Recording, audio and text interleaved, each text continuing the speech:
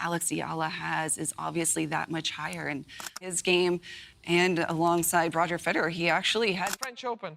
No, I don't want the first tournament to be a major, so the week before, Barcelona. The 2026 Australian Open logs a single-day attendance record of 101,696 spectators.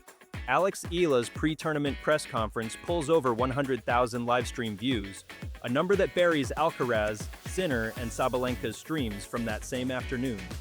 Indian Wells' practice sessions start filling up before she even touches a racket. Filipino fans in California, nearly 2 million strong, are already descending on the grounds days before her first scheduled match. Now here's where the story gets genuinely interesting. The louder Eala's massive viewership numbers got, the more urgently Martina Navratilova started going off on Tennis Channel, and her frustration had nothing to do with Eala's tennis. It was aimed squarely at tournament organizers who got completely blindsided by a 20-year-old with 0 WTA, titles somehow commanding more crowd attention than every established superstar in the draw. Strip away the scheduling debate and what's actually sitting underneath. Navratilova's reaction? Something far more significant than a logistical complaint. The Alex Eala effect is exposing exactly how unprepared professional tennis was for a phenomenon built entirely outside its traditional power structure. Subscribe right now, because this channel covers what mainstream tennis commentary won't say directly. What follows breaks down exactly what triggered Navratilova, when the numbers started becoming undeniable, and what this actually means for women's tennis going forward. Melbourne Park has hosted some of the most electric atmospheres in tennis history.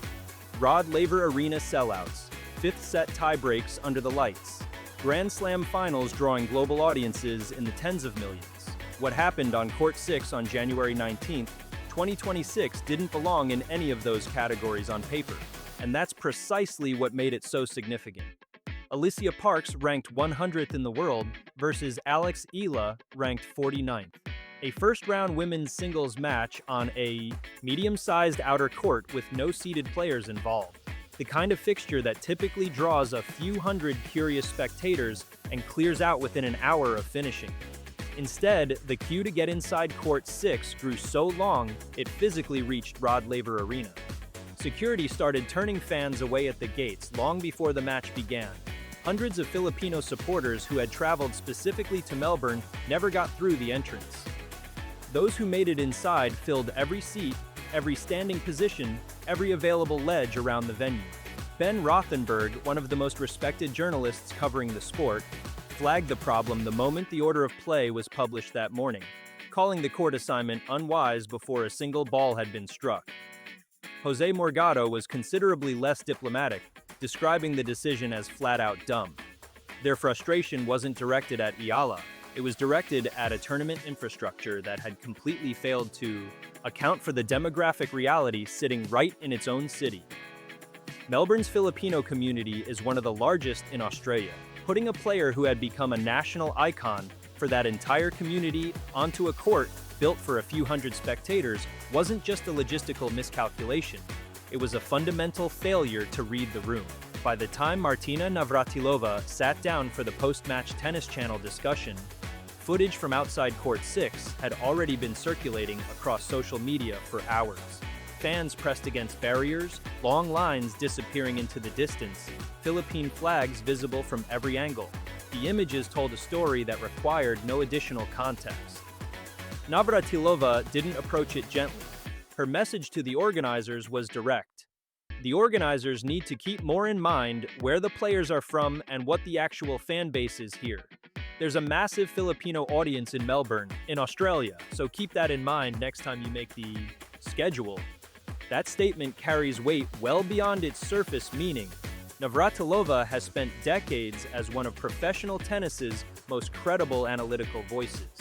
She doesn't typically use live broadcast time to publicly call out Grand Slam organizers over scheduling decisions.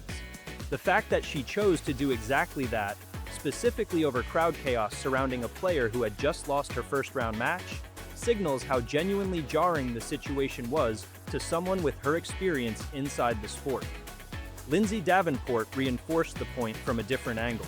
The 1999 Wimbledon champion argued that Eala should have been placed on a bigger show court from the outset, describing her as probably the most famous female athlete from the Philippines and among the most recognizable sporting figures in that country's entire history.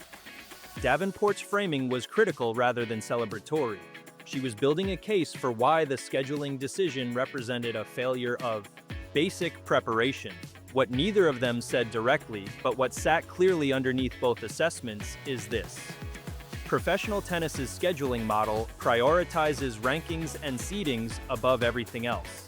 Eala was ranked 49th. Under that model, Court 6 was a defensible decision. The problem is that the model has no variable for cultural significance, diaspora loyalty, or the kind of generational pride that turns a first-round match into a community event. Alicia Parks won the match 0-6, 6-3, 6-2.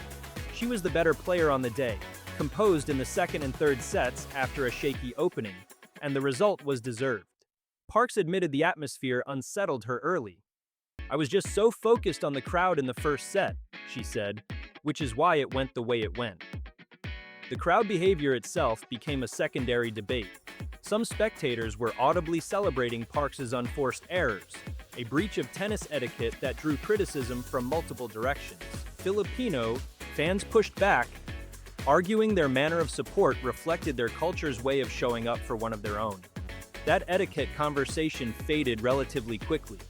What didn't fade were the numbers attached to what happened after the match ended. Eala's post-match press conference drew over 100,000 live-stream viewers.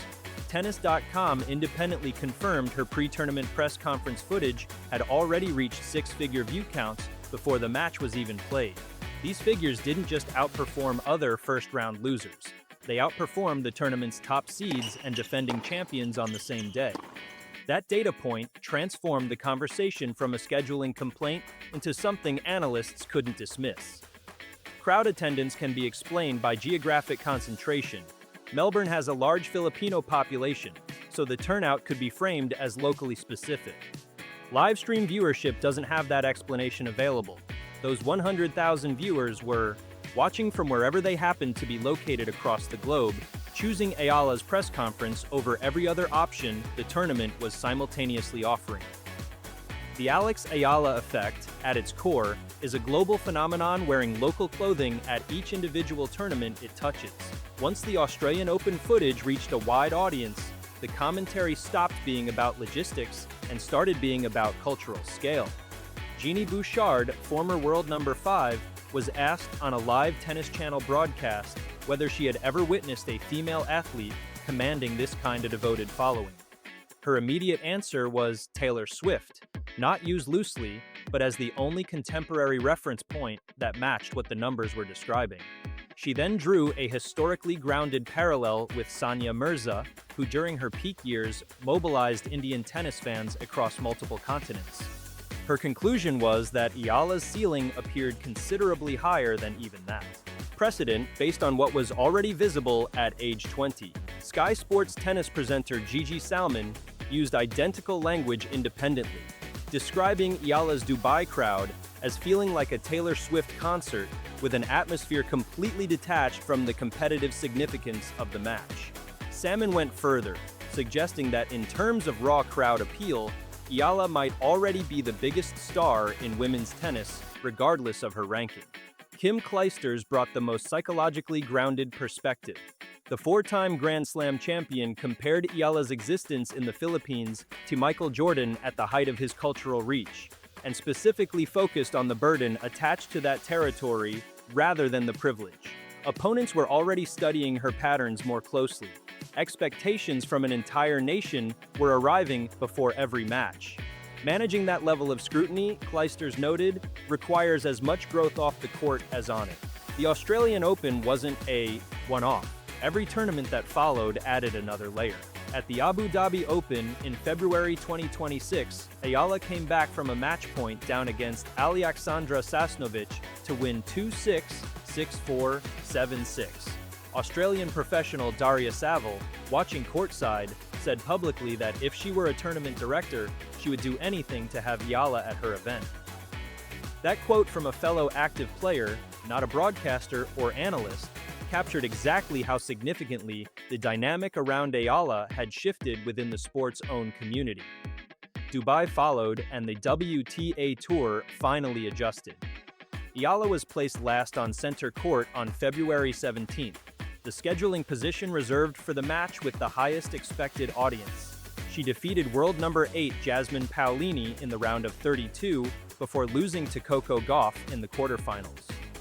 During that Dubai week, Gauff was seen publicly telling Eala's fans she would be out on the adjacent court soon, the world number 4 managing crowd expectations, attached to a player ranked considerably below her in the standings. At Indian Wells right now, Christopher Eubanks addressed crowd safety on air in direct connection with Eala's scheduling, referencing Melbourne specifically and calling for organizers to get her onto a court large enough to handle what's coming. The BNP Paribas Open's own social media accounts started posting her practice session footage because the filled stands were generating attention the tournament wanted to be associated with, rather than caught flat-footed by. Professional tennis has spent decades operating on a straightforward principle. Competitive achievement determines visibility. Win titles, climb rankings, earn the show court. Alex Eala sits at world number 32 with 0 WTA titles. Under every conventional metric the sport uses to allocate attention, she should be generating moderate interest on secondary courts at mid-tier events. Instead, she is the subject of public statements from Navratilova, Davenport, Djokovic, Pegula, Kleisters, Bouchard, and Eubanks, each grappling with the same underlying reality from a different angle. The massive viewership she generates, the overflowing outer courts, the press conference live streams that bury defending champions, none of it fits the existing model. The sports institutions are visibly recalibrating in real time without a clear framework for what they're recalibrating toward. Martina Navratilova going off on Tennis Channel in January was the loudest public acknowledgement that the existing framework had already broken down. What happens at Indian Wells over the next 2 weeks will either confirm that the tour has genuinely learned from Melbourne, or reveal that the miscalculation runs considerably deeper than one scheduling decision on one day.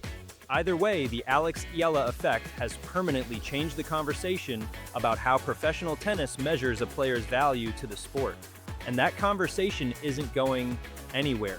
If this gave you a perspective worth sitting with, subscribe to the channel and hit the notification bell. The Filipino contingent is already inside Indian Wells, the draw is underway, and this story has considerably more left to show. Every breakdown on this channel goes exactly where the comfortable analysis stops, and right now, that's where the most important story in women's tennis is unfolding.